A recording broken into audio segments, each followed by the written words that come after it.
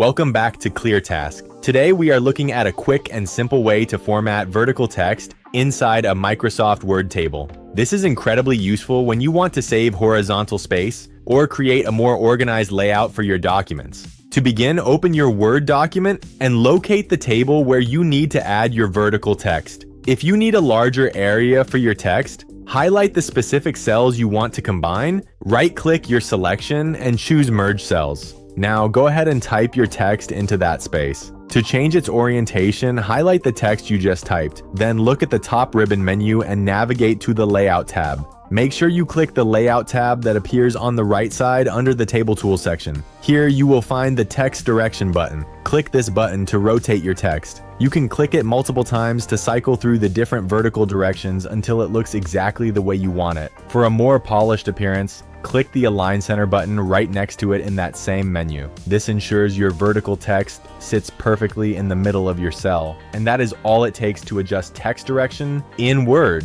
If this quick guide helped you, be sure to like the video and subscribe for more tutorials.